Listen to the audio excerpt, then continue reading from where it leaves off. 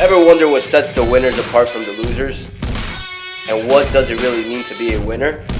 My name is Federico, and I'm a young, successful entrepreneur passionate about sports, business, mindset, and real estate.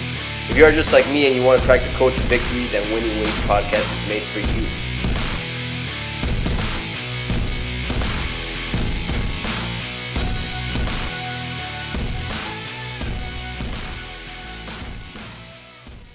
Yo, welcome back to Winning Ways with Fred. My name is Federico and I am your host. Guys, heavy note-taking days. Today I have an expert in the Airbnb real estate side. But first and foremost, please, if you do enjoy the show and find value, which you will today for sure, please share it. That's how I'm going to grow the show. Even when I become a top 3 show all time, it will still be through word of mouth. So without further ado, Stanley, how are you, man? I'm good, Federico. I appreciate you, man. Yeah, man. Thank you for coming on the show. A lot to talk about. And let's get started. So let's get started. Let's touch upon your Airbnb business. You know, I was reading through your bio. You started in 2015, but you said that your real business really started in 2018, 2019. And now over 60 properties, netting over 60,000 a month. Walk us through that. How'd that happen? Oh, man. The how was really just kind of finally learning how to be able to do this. I mean, you know, when I first started with Airbnb, I was just doing it as a room out of my home. That was 2015, like you mentioned. But then in 2018, I kind of started doing some real estate, just kind of exploring what that looked like, and found a few podcasts about flipping houses, got into some flipping. The second house that I was going to flip, I decided to hold on to as a rental. And then right before listing it as a rental, I was like, well, how would this do as an Airbnb, a short-term rental? And I ended up making 3.5 times the amount as a short-term rental compared to a long-term rental in month one. I was going to make 600 as a long-term. I made 2,000 as a short-term rental. And I was just like, okay, like this worked. This is awesome. How do I go and do it again? And in just doing some more research, found out you can do this without actually owning the house. And so when I learned that you could literally use other people's properties, have minimal to no expenses for a startup, I was like, well, if I can make $1,000 per property and get this to 10, 15, 20 properties, that's life-changing for me. I was a struggling entrepreneur before this. I'd never made more than $75,000 in 1 year. And so for me to see this opportunity, low risk, low barrier of entry, the only question was, is it as good as they say it is? And so I got some confirmation and tried it out, bought a course. And before you know it, I've got my first arbitrage deal. And fast forward 18 months later, during COVID, had 25 properties netting over $20,000 per month. So just finding that and running with it, I just got in action, man. Let's go. So just to give my audience a definition of the arbitrage Airbnb, can you give them an example of what that is? Yeah. So arbitrage is the most popular. It's a great place to start off, even if you don't have any Airbnb short-term rental experience, because what you're giving is a guarantee to the landlord. So you take a landlord's property, you rent it out from them, and then you sublease it on Airbnb and make all the difference of whatever the gross revenue that you collect minus the expenses. So if I get a property, I rent it from the landlord for call it $2,000. And then I have $500 of utility costs, but I rent that thing on Airbnb for $200 a night and it gets booked 20 nights that month. That's $4,000. So $4,000 minus $2,500 of expenses. I just made $1,500 on a property that I don't own. And all I had to do was furnish it and pay the rent. So that's the most popular. That's where I started, but that's not how I scaled my business. I did it through the co-hosting model, essentially just a glorified term of managing a property for another owner. They put up all the money, they put up all the risk, and I just come in as a co-host, as a manager for their property and take all the responsibilities off their hand, make it completely passive for them. And I get to charge them a percentage based on the gross revenue. Typically 20% is really good. So if I create $5,000 of income at that home for that landlord, I'll get 20% off the top, which is $1,000 for a property that I have no money invested in. Got it. Now, basically the co-hosting would be in a sense like property management for the residential side for long-term tenants. Yeah. I don't like that term because we're not property managers. We're much different because we're not typically renting out and managing a property for people that are there for more than 30 days. Typically it's more along the lines of 5 to 7 day stays. So for that reason, we're really providing an experience rather than just as a property manager, making sure the lawn is getting cut and making sure the toilets are working properly.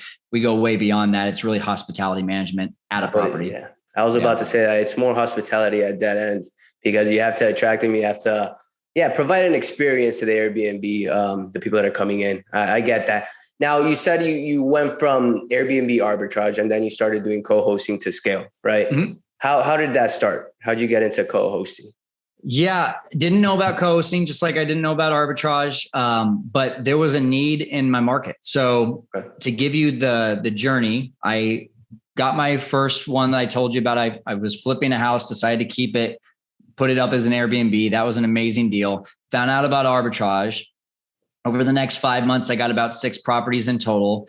And I really bought into the abundance mindset, telling people everything that I was doing. Hey, I'm doing this Airbnb thing. Everyone and their mom was like, Fresno, California, and you have Airbnbs and it's getting rented out and it's getting rented out that much? Like, what are you talking about? Because no one wants to come to Fresno, right? Well, turns out there's like more than 60 different ways that people decide to use a short-term rental. It's not just for vacation. So I just started telling people that. I started a podcast, started a YouTube channel. I was talking about it there.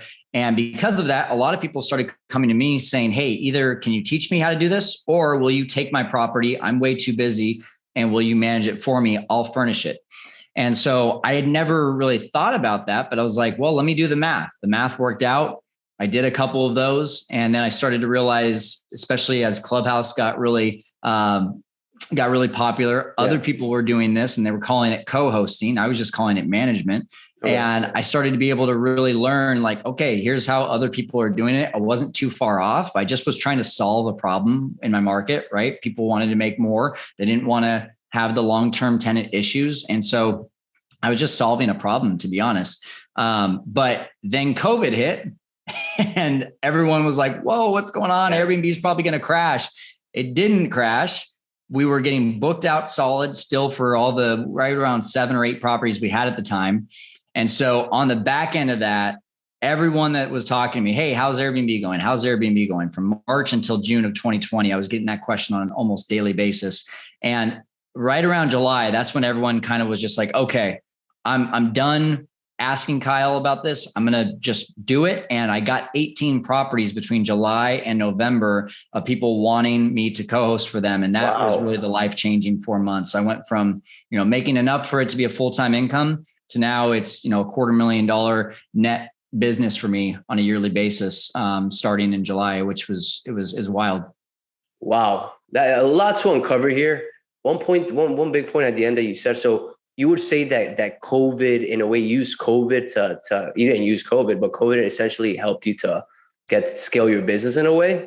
Yeah, COVID created confidence in our market because people said if Airbnb can survive COVID, it can probably survive anything.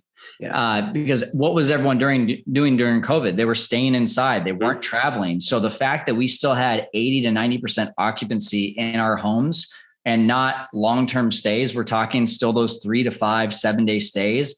It was wild. It was weird to see that people were still traveling during that time, but some had to still do that. They had to go visit their family because they were worried about their safety, or they were going and still having to perform a job. Nurses, especially coming into town, we're now having a giant influx of nurses coming in that needed to be able to help with situations at the hospital. So there was a lot of that kind of stuff that started happening that made us realize, hey, like if this thing can survive a pandemic, what can it not survive? Totally. And it's funny because most people off the bat when COVID happened, including myself, thought that Airbnb was screwed because nobody was going to be traveling, vacation, right? That was the first initial thought. But in vacation areas, though, that was true. I will say that in vacation areas, it definitely got hit hard. Sure. But now what you're saying is nurses, people coming in that need to visit their family or coming for jobs. That's a different area that most people don't think about. And you were able to scale that. So that's great. And another point I wanted to uncover was you said that you started Airbnb Arbitrage, right? And then you created a YouTube channel and a podcast.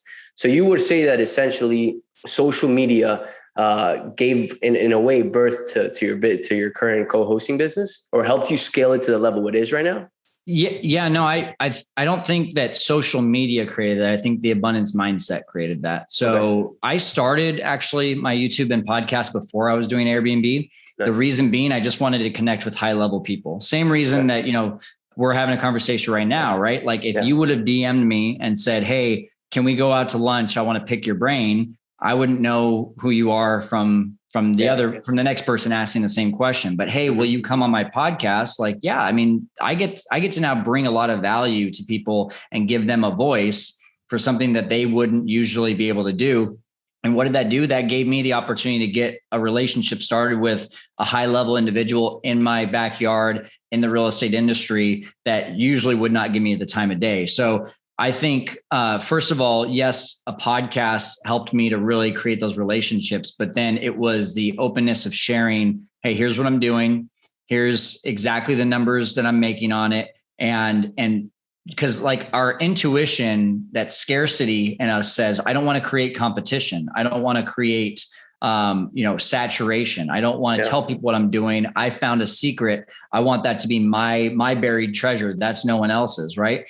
And that was exactly what was going on in my mind. I was only telling the people that were closest to me at the time when I got my first couple rentals. I was making $5,000 with 3 to 4 units on Airbnb. Meanwhile, I had other people in my industry, in my market that had 40 rentals and were bragging about $5,000 of cash flow. And I'm like, I did that with literally like a tenth of the properties. That doesn't impress me. But at the same time, I didn't want to tell them because I thought like, wow, I have this secret that no one knows about. But as soon as I bought into actually sharing that and telling people, hey, this is what I'm doing, here's the numbers, and then just giving away value without expecting anything in return, that's to me why co-hosting even became an option for me, was because all these realtors, real estate agents, property managers, mortgage lenders now knew what I was doing. So when they had clients that needed help, who did they think of? They thought of the guy that was giving away value for free. Yeah, man, that's beautiful because you're not in the scarcity mindset. You're in the abundance mindset. You're sharing. You're trying to help everyone grow, and in turn, you've grown and you've scaled your business to what it is. Right now, one point that I do want to touch upon is most people get to that level, right? To that level that you're at, where it's like your mindset has shifted from scarcity to abundance. Some do it through reading, taking courses, masterminds, meditation, yoga. Everybody has their way. What has been some of the ways for you that you've got into this mindset of abundance and clarity? Yeah. So what like resources did I use to get into that? Yeah. I mean, really it was a person. One of the guys here in town, his name's Jason. He was hosting a meetup group and he was really big on abundance mindset. So I adopted it really from him. It was reinforced through a mentor, but I also just started to look around and see who were the most successful people in the industry that I was in and what were they doing. They were sharing like an open book, right? Even educators, the Grant Cardones, the Cody Spurbers, the Brent Daniels, like they're if you listen to enough of their podcasts and enough of their YouTube videos, like they're giving away all the answers.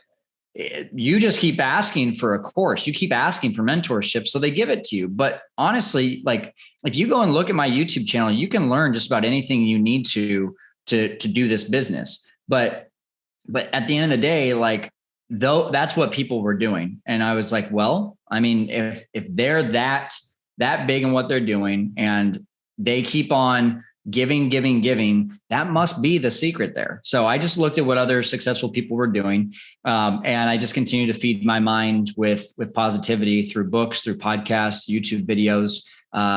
It was just a combination of a lot of that. Yeah. Yeah. I feel like a lot of people are looking for a step-by-step book on how to get to your level or Cody's level or Grant's level. And it really is just sitting down, looking at their YouTube videos or buying their courses. For example, Grant Cardone's Cardone University, each month he has it for sale for $99. Yep. So it's, and sometimes that's a lot for people, but he has a bunch of YouTube courses, YouTube videos where he teaches a lot of the stuff that he teaches in his paid courses. So I agree with that 100%. Little question. You say abundance, go abundance. Do you know of Jamie Gruber by any chance? I don't know the No, name. okay. After this podcast, I'm gonna connect you guys because he runs a mastermind called Go Abundance. He has it's called Quantum Investment Company. They run 150 million under management. He has a podcast too, but I know he would love to have you on his show. Is that the same Go Abundance that Michael Hyatt is in? I would have to check, but Jamie Gruber runs it for him, so it might be. I'll take a look after the pod. But yeah, okay. he's a great connection to have, and yeah. So one thing I want to touch upon is prior to your real estate career, what was that about? Like how'd you get into real estate? And yeah. Yeah, well, I didn't go to school for it. I can tell you that. So I was a sports anchor right out of college. Nice. For me, I thought I was going to be, the next play-by-play guy for the Chicago Cubs, and that's the next ESPN sports anchor. That was baseball was really my life. And then because of that, I was just, obviously really big into sports overall. But as I got into that industry, I realized a few things. First of all, it's not going to put food on the table. $19,500 my first year right out of college. Not a good salary. And most people that I saw in the industry were making it, quote unquote, after 10 years of being there. And they were still only making 60, 80, maybe $100,000 a year. And it's not all about the money, but at the same time, like, I think one of the realizations I had was, I don't like taking orders from other people. I like creative freedom. We call that an entrepreneur, right? Yeah. And B is I didn't need to be in the sports industry to enjoy sports and pursue the passion. I could be in any industry that gave me the lifestyle that I wanted, created the income that I wanted, so I could go to any sports game anytime. Like, one of my goals here in the next year is to go to a Super Bowl game. Nice.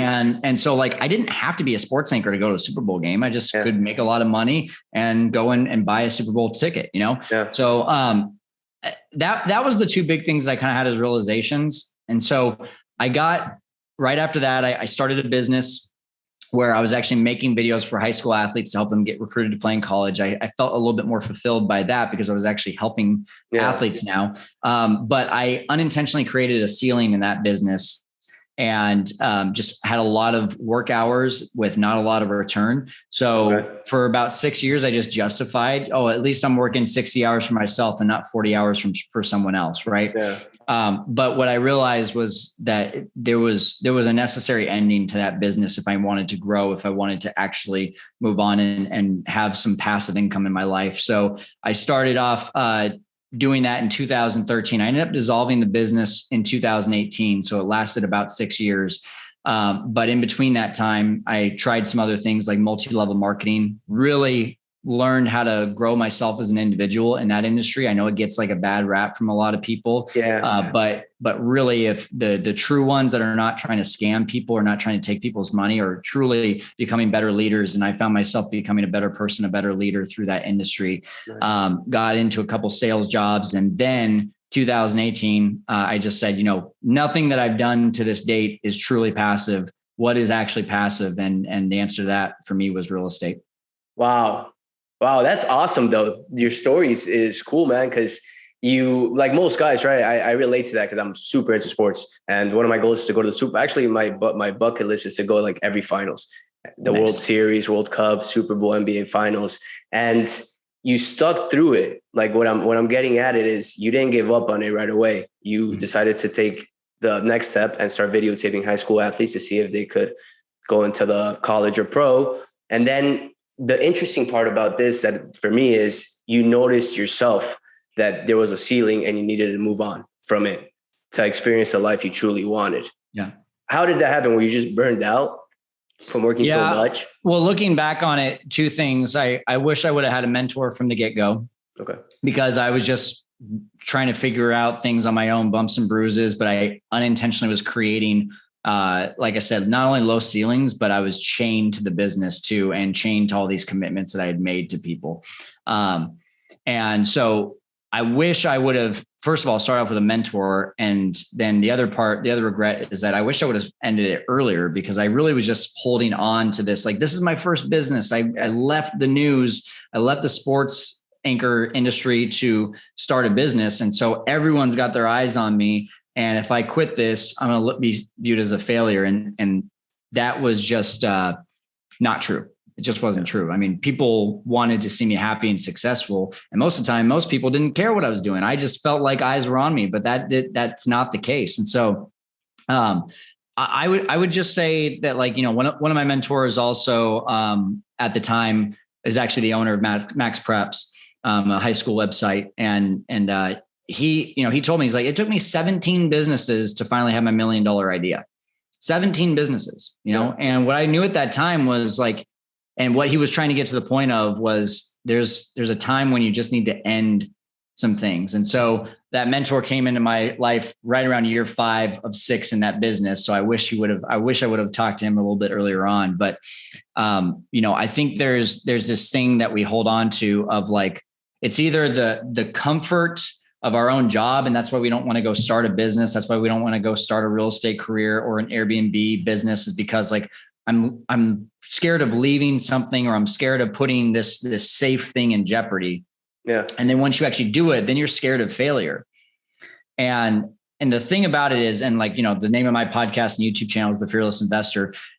Fear is going to happen no matter what. There's no such thing as being fearless. I like the ring of fearless, but I mean, really, fearless is not possible. What really is possible though, is what you do with that fear. Are we going to let it cripple us, or are we going to let it motivate us to move on to the next thing, to try to keep on going? And one of my favorite quotes is, pain will push you until vision pulls you. Like if pain is pushing you enough, fear is pushing you enough to really get into action, but all you're doing is just the bare minimum, then you haven't had the vision yet. You haven't been able to see, like, where am I actually going with this? And does it make me emotionally tied? Like, am I emotional with that reason for wanting to do this? And that, to me, is when you actually get to be able to not just see change, but this exponential change to be able to reach these goals that you never thought were possible. So long story short, I think everyone just needs to get into action, man. And they got to have a reason for why they're getting into action. It's like one of those moments right now, guys, where you pause it, you rewind probably a minute and re-listen to that. That was gold, by the way. Gold. That was awesome. And I feel like I'm in a coaching call. And one point that I want to touch on too is, you said, right, one question, when you were doing your high school video, how old were you at the time?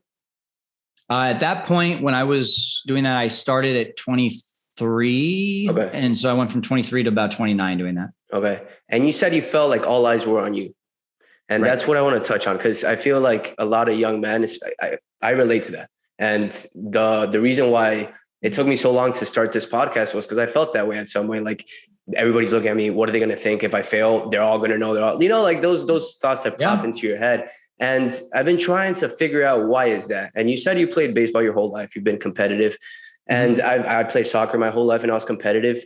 Do you think it has to do with our competitive nature that happens?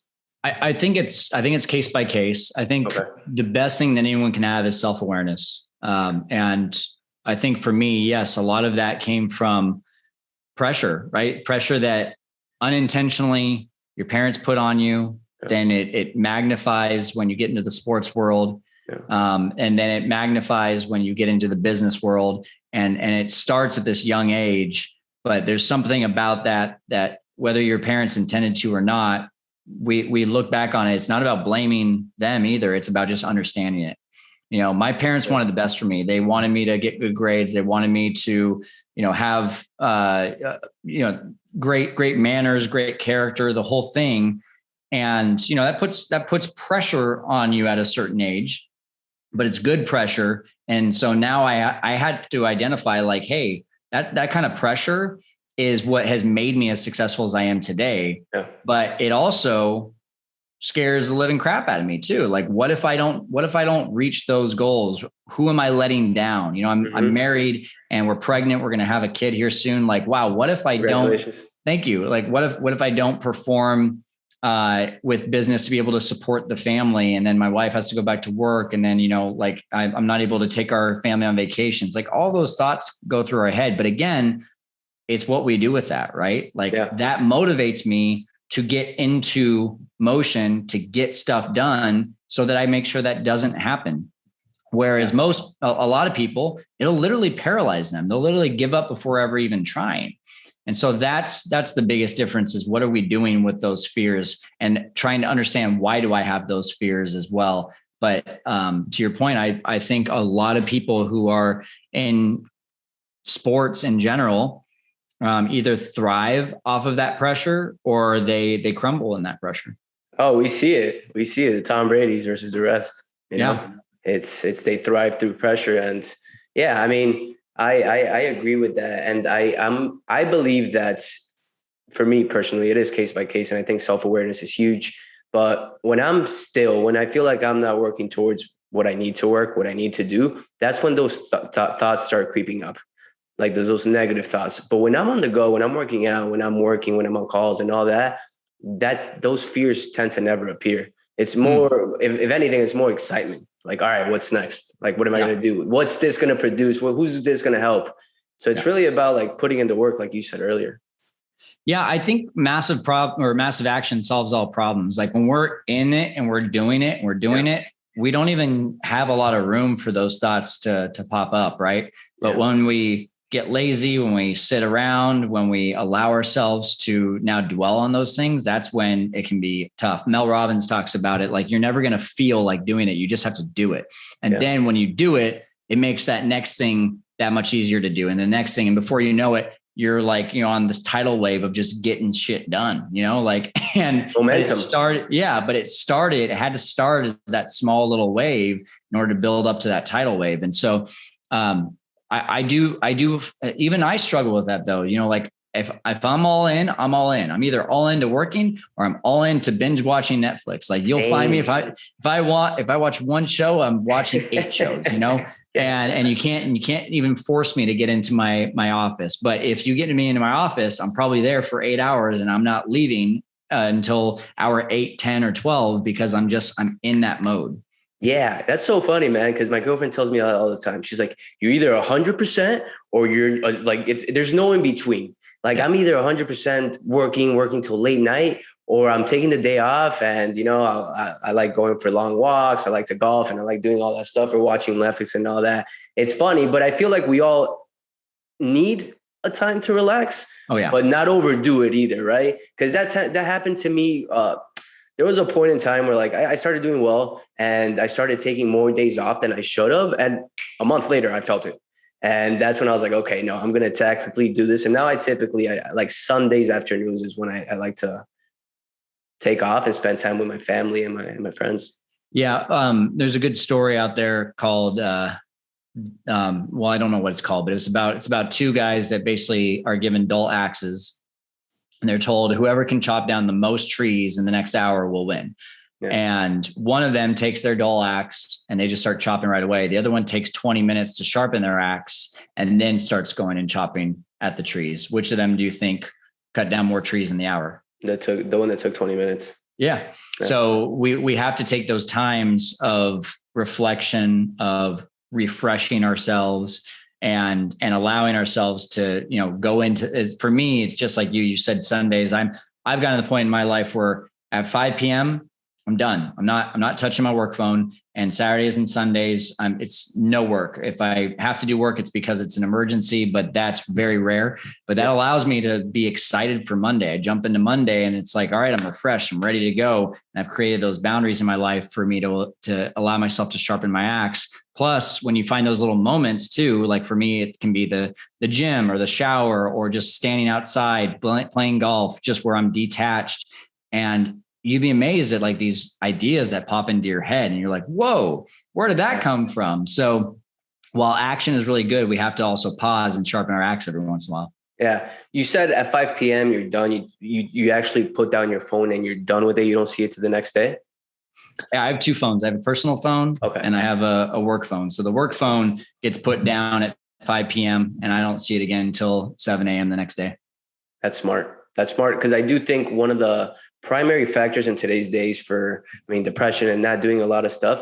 I'm one, it happens to me. Sometimes I start scrolling through Instagram, 45 minutes pass by. What have I been doing for 45 minutes? So putting that phone away, it also gives you time to spend quality time with your loved ones. Yeah. Sorry. No, go ahead. Go ahead. I was gonna say I'm in the process of implementing that. Yeah. I'm doing it Monday, Wednesdays, Fridays. The thing is that Tuesdays and Thursdays, like for me at night, like that's when my business is like going and my community's chatting a bunch. So it's a little tougher, but at the same time, it affects my sleeping because that blue light and it be keeping me up till 11 p.m. Then I can't fall asleep till 1, and it's a pain. I think we have to know, our boundaries, and my boundaries of the 8 a.m. to 5 p.m. Monday through Friday and not on the weekends might be different than yours. Yep. But the thing about it is, like, when we have our work phone on us, even if we have it on airplane mode or do not disturb, we still have to check the time. We still have to, I just thought about that person that I got a text. And then what happens? As soon as you open your phone, you see all these notifications. And even if you don't check that notification, you see that notification. And now it's in your mind. Hey, I saw that my business partner texted me. I wonder what that was about. Okay, maybe hopefully it's not an emergency. And then you realize you're like, oh my gosh, I haven't been present at all for the last 5 minutes. I've been thinking about whatever that notification might've been. So I had to create that boundary in my life where I'm not even touching that phone because of the temptation that it brings me after a certain hour. Yeah. I relate with that a lot. It's like you have that, it's like an itch. Like you're present, but at the same time, you're like, what could have he texted me? Was it important? Oh my God, it's an emergency. And then you build it up in your head. Oh my God, I need to check. And then it was nothing. And then you're like, it happens to all of us, but it's just a way. I think learning how to control the devices instead of having the devices control you is crucial in today's day. And especially for the younger generation. I try to control the hours I spend because now how they show you how many hours you spend per day on the phone. I try to do that because it's bad. But changing subjects a little bit, back to your business. Mm-hmm. What's the 5-year plan look like for you? Oh, I don't like that question. Here's what I would say to that. I don't have a 5-year plan because I'm so laser focused on the things that are in front of me right now that will help me move the needle to what I eventually want. So I don't have that like in 5 years where I want to be. I just know what the end goal is. Like the end goal is to be, I now, like I mentioned, we're pregnant, I want to be a present dad. Yeah. And I want to be able to provide at the same time. I want to be the one coaching. I want to be the one taking, him or her to their games. I want to be the one that gets to say, hey, it's 11 in the middle of the day, but my wife needs a break. I'm there to be able to give that. And I'm pretty much there, so what I now need to do is I know I need to solidify that and protect that and say, how can I protect that? So I've gone from creating a cash flowing business to now saying, I want to create a cash flowing business that's backed by assets. Okay. So I know for me personally, if I have right around 15 to 20 doors, we're currently at 8 doors. If I have 15 to 20 doors that are creating $1,000 of passive income on a monthly basis, I can protect this cash flow that I've created.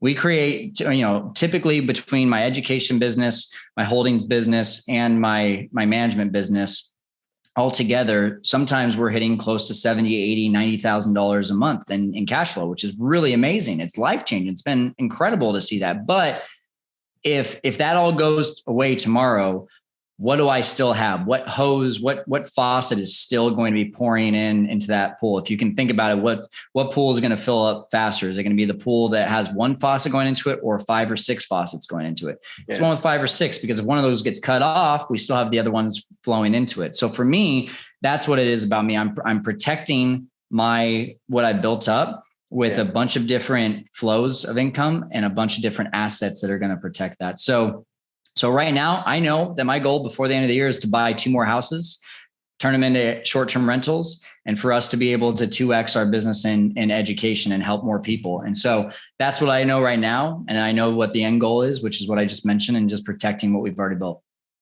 I really like that. It's a very unique answer, right? Because most guests or entrepreneurs that come on the show, they always hammer how they have their 5, 10, 20-year goals and how they want to, reach certain targets by certain time. Now, something I want to ask is, did your mindset shift a little bit once you found out you guys were pregnant? Oh, 100%. Yeah. Okay. It's impossible not to. Yeah. But prior to that, would you say you were more in the sense that you were thinking rather than on being present with your kids and your family and all that, on how to build an empire or continue scaling your business? Well, I'll back it up to even before I met my wife. I had just started my short-term rental business, and I was making somewhere in the neighborhood of, on a low month, $10,000 to $12,000 a month. On a really good month, 18 to 20,000. And I was really comfortable because it was just me, that's more than enough for someone who's single. Right. Yeah. Then I met by date number 2, we knew we were probably going to be getting married. Like, we were just that sure. And I was like, well, now it's like, the man in me, I need to provide. So 20,000 is not enough. It needs to be 30 to 40,000. Okay. And then, you do that, you get there, and now we find out we're pregnant. It's like, oh, well, it needs to be more, and so, it's this sense of responsibility, I think, especially as men, that we get, where it's like, it's kind of through society and also in us, of like, we want to take care of, we want to protect. And so, that just kind of levels up the mindset a little bit of, well, I need to get back into action. Yeah. Yeah, no, I get that. I feel like down the line, when I'm in your shoes, that would happen to me too. If anything, it'll like light a fire, light a fire, because I'm having a kid, I have a family, and I feel like that manly side comes out, where you're like, all right, I got to protect them. I got to be there for them, and be the one in that family. Ryan, thank you so much for taking the time and coming. Kyle, sorry, for coming on the show. It's been great. What's your social media, and where can my audience find you? Yeah.